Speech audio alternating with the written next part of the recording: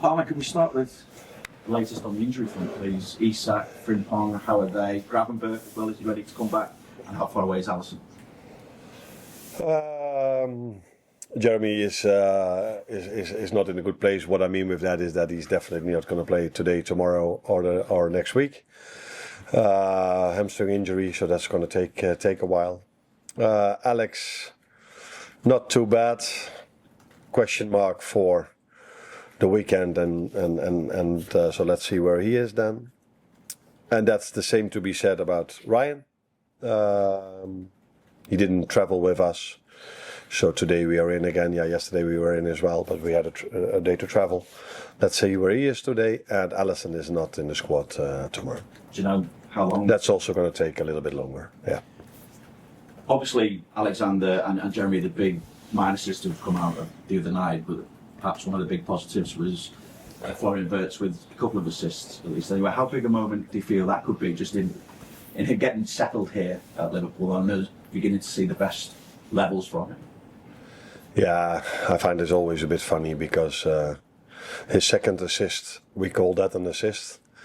And the 1-1 we scored against United, that's not a goal involvement for him, where I felt that was more difficult to do, what he did against United, than what he did for the 5-1. But the assist to the 4-1 was good. But I think his general game was something I think the Liverpool fans liked. And we've seen more of that already. But as always, if you lose a game of football and you do the same things then when you win it, then the focus is on the negative things. And if you win a game of football with 5-1 because you scored 2 set pieces, then all of a sudden everybody is talking about the few good attacks we had during the game. And I've said many times against United and against Frankfurt, from open play we generated the same amount of chances. But the difference was that we didn't concede a set piece, but we scored 2 set pieces. When you're trying to gel the side, though, when you've had the signings that you've had come in, how difficult is it to then settle on what you would say is your best starting lineup? And I suppose where does Mo figure in respect to that, given the way his season's gone so far? It's not only about the new signings and that changes things. I think it's about having a lot of very good players. So what is your best lineup? I think a lot of things go into that. The team you face, the tactics the other team plays with, the form of the player, the connections between the players. I think if you look at all the big clubs in the world, they all have more than 11 players that can play a game. And for me, it has always been something I expected after the many changes we've had during the summer, that it could go also even after we won 7 games in a row. I always felt like, as a team you need to grow, and if you need to grow and if you have to adapt to each other, you can also have moments in the season where things are a bit more difficult, especially if the fixture list is as it was, because when we've lost 4, I said to myself 3 of them were away, and then I was looking at the schedule and I thought, another 2 away games coming with Frankfurt and Brentford on the fixture list. So these things also take into account that you can have a little bit of more difficult. But it's always normal if you have a lot of changes that things go well, but we have to find a way of growing together, and then when things click, we need to be the best team we can be. Is it a difficult moment for Mola? I think it's been a difficult moment for all of us. No one is used to losing. For all the players that played here for so many years. And even for the new players as well, because we started this season with 7 wins. So you start to lose once, that's a difficult moment for everyone. But let alone if you lose twice, 3 or 4 times. Hello, you mentioned about negativity, possibly externally. So how do you block it internally? How do you keep that focus on only the positive things rather than the potentially overwhelming negative things? Yeah. I don't think I would use the words negativity, but what I mean with that is that there's more focus on, let's say, the second half against Frankfurt. I think everybody said, what a control, they just keep ball possessed. When we were trying to do the same thing in the first half against United, because you cannot go, if there are 11 players behind the ball in one pass, ideally you can, but it's not so simple. And when then Ibu waits a bit longer, waiting for the right option to find, then it's they need to hurry up more. They need to hurry up more. And then he finds Alexander Isak in between line, and he finds Dom. So that is the difference. What scoreline does to the opinion of people, and what I need to do is showing them every single time what do we do well and what do we do wrong. If we win or lose. So my meetings are similar. Maybe on a small percentage you include certain things if you lose a few more or if you win a few more. But I told them every single time from open play, we are the team that generates the most chances from all the teams we've played. But we've also conceded more than I like. But that also comes from the fact that we every time have to chase the game. Because when we were 3-1 up against Frankfurt, we didn't concede a chance anymore. So these are things I try to tell them, as well as I try to tell them that the main difference between this season and last season is the playing styles we face. So I've looked in when we were a few days off, I've looked at the fact how many lone balls we already had to defend, 178 in 7 games. And then United came and we had to defend 59 lone balls. That's different than the first half of last season. Not as the second part of last season, but as the first half. The way to unlock it is a moment of magic, which we had in the first half of the season a lot with Mo, or a set piece, which we had at Frankfurt as well, because that again was a low block, but 2 set pieces unlocked the game for us. So this is what I try to explain to them, and when I tried to explain this in the media, what I tried to do after the game, it was actually more of a compliment for the other manager that he found the right answer to our playing style. But I think, if I'm correct, if you inform me correct, that wasn't how people looked at it. I suppose more importantly for you, I mean, I know you can get all the information into your players mentally, but I also know there's a lot of emotional plays in there in terms of getting the heart as well. Vinny talked about how Mo might be feeling right now. So how do you get that bit as well as that bit? Or do you need to? Are you happy that that's all sorted with them and it is just now find a way to stop them?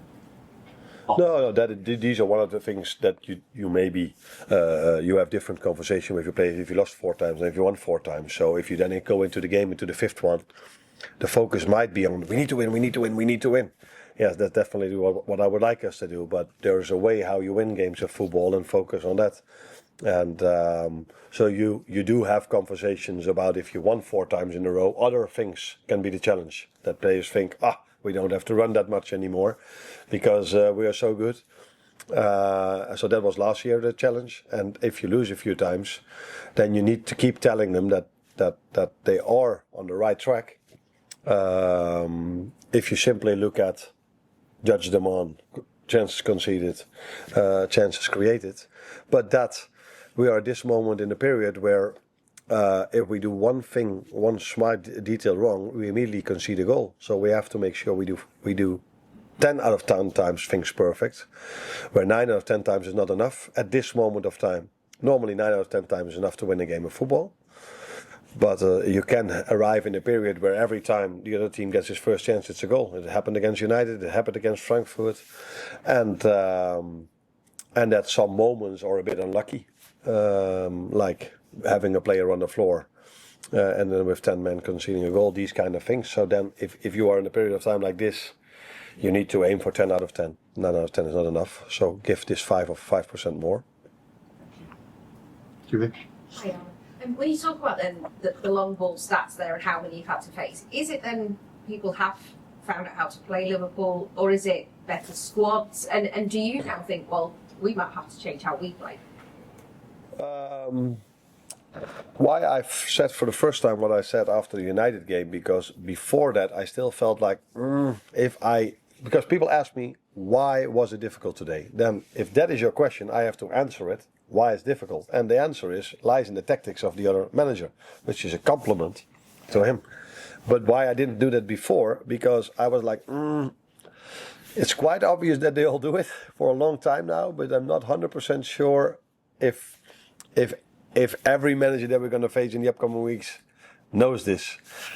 But at a certain moment, it's so clear. Everybody does it, and even Now I've heard that when we played Frankfurt, there were talks between their staff and Glasner, who worked there, of course, and he explained them their way of playing, which is normal, that these things happen. So yeah, yes, we have to adjust, and that's what we've tried to do. That's also what I've told the players, and I can say this here as well. The last 2 times we faced a 5-4-1 against Palace and against United, we've created more chances than we did every single time we faced a 5-4-1 last season, low block.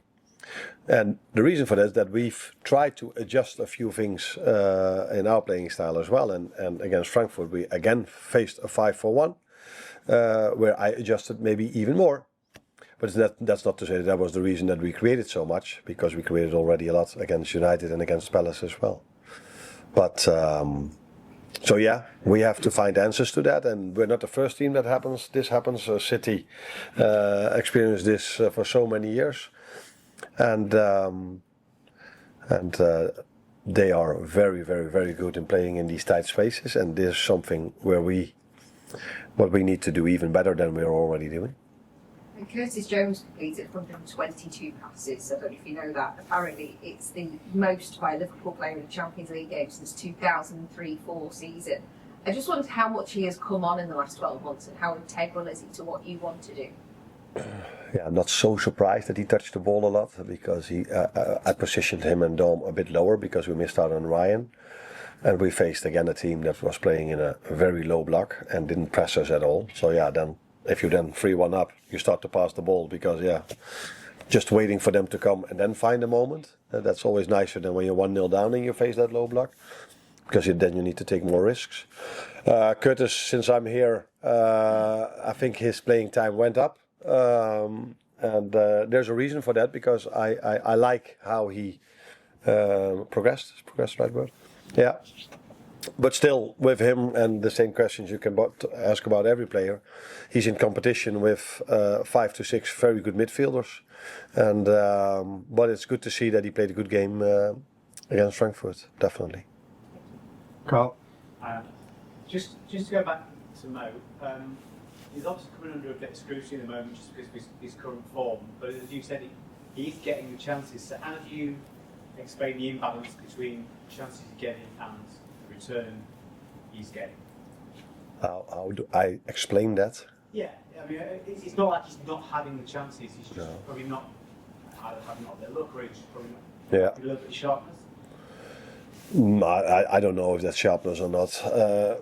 It's so difficult for me to say why this is. I could come up with a few reasons, which I'm not sure if that is the reason, but I think in general in football, players miss chances. And Mo is a human being as well, so we're not used to him missing chances, let alone a few games in a row, but these things can happen. What could have to do with, I have no clue if it does, but I could come up with it's easier maybe to finish a chance if you're 3-1 up than if you're 1-0 down. But maybe that's completely not true for him, but good. But I think the main thing is that Mo has always scored his goal for our club. And the last thing I worry about is Mo starting to score goals again, because that's what he done his whole life. And that's what I expect him to do in the upcoming weeks and months for our club as well. On that, down the right hand side, there's probably been more changes this season. You have 3 different right backs you played this season, and personnel changes. Do you think that has had any sort of impact on the game he plays? Good. Not particular, maybe the right fullback. Good, by the way, because he's maybe his whole Liverpool career he played with Trent. Maybe, yeah. So good. But like you just said, I think he's been in promising positions often enough for him to score goals. But maybe with Trent even more, I don't know. But I think in general, for every player, if you have quite a few changes in your squad during the summer, then everyone needs to find new connections again, and that goes normally like this a little bit. And Mo is not an exception to this, because he's also a human being like all the others. So it might have something to do with that, but yeah, like you've seen now again, that in an ideal world you play every single time with the same team. That's not realistic for a team that plays every 3 days. But even if you would want to, it wasn't possible because Jeremy Frimpong has been in and out with injuries a few times. Conor Bradley has been in and out with injuries. Let alone McAllister, who missed out on pre-season, and Alex. So I think this might be one of the reasons why we haven't been as consistent as we were last season. Sorry. Hi, Arne. I wanted to ask you about some of the tactics and the kind of changes you made. You mentioned the Frankfurt game, you made a few adaptations. I was just thinking about some of the new players and having them in the building for a little bit while longer now, having some train with them, play with them, understand what some are good at, maybe not so good at. Have you been influenced to maybe try new things based on what you've seen from them, or are you more looking at what your opponents are giving you? A bit of everything, I would say. But it was maybe the first time also that there was an opportunity to play with Alex and Hugo both, because of Alex missing out for so long, and we thought this was the first time that he was ready to play twice in a row. So that is also an extra reason. But yeah, you always look at the opponent you face, and against Frankfurt, I thought that they might be a bit vulnerable in and around their centre backs when it comes to pure speed, fast. And if there's one thing you can say about Alex and Hugo is that they are fast, especially after seeing the first goal Hugo scored. So yeah, I don't think we've did so many things different. The only thing we maybe changed was, instead of playing with a 9 and 10 behind each other, they were closer to each other with two number 9s. We still had one winger on the left side with Cody Gakpo, and our right winger, Florian Wirtz, who I hardly played as a right winger, had more of a free role, but small margins were, I think, different to that. For the rest, I think we've mainly played similar to how we've played last season, with maybe the difference that certain new players bring different characteristics. Michael? Can I just ask about Keegan Kelleher? It's obviously the first time you've come up against him on Saturday. I know you're obviously disappointed to lose him in the summer, but are you pleased that he has actually gone on elsewhere, become a number 1 for a Premier League club, having been at Liverpool for so long? Yeah. Such a good servant for the club. Yeah, maybe a goalkeeper is an exception, but in general, I don't think it's a healthy situation for a player to be on the bench longer than a year, or miss out on many games in a year and then go into a next season. It's so hard for them to keep giving everything on a daily basis. So that was also one of the reasons why we thought it was best for Gerard Kwanzaa, for Harvey Elliott to find another club. For Queef, like I said, the goalkeeper is a bit of a sketch, but he did this for so many years that he felt it was time for him to start playing, and he's shown that he's right, because he does really, really well. But although I haven't worked with him, we're also going to face Jordan Henderson, who, as I've been told, is the only Liverpool captain that lifted every trophy. 6 trophies. 6 trophies. So not every, so 6. There's ones we win in. Which Some one? competitions we win in. Okay. So and I don't know if that's funny, but in Holland they cannot stop about talking how much Ajax is missing Jordan Henderson. So that tells you how important he was for Ajax and how important he's been for Liverpool and how important he now is for Brentford. Well, last one, sorry. Oh. Sorry, Milos Kerr has started every league game so far. What's given him the edge over Andy Robertson since he arrived, and what do you make of Kerr as a start? What's giving him the edge over? I don't think that's a place for me to say this over here, because then I have to say something about Robbo as well. The reason why we brought him in, that I can tell you, is that he's bringing a lot of energy to the game, keeps going up and down, and he's very well in defending the 1v1 situations against his wingers as well. So defensively solid and a lot of energy, making the overlaps. For me, he's been a bit unlucky that Cody has used mainly his biggest strengths of coming inside and hitting the target.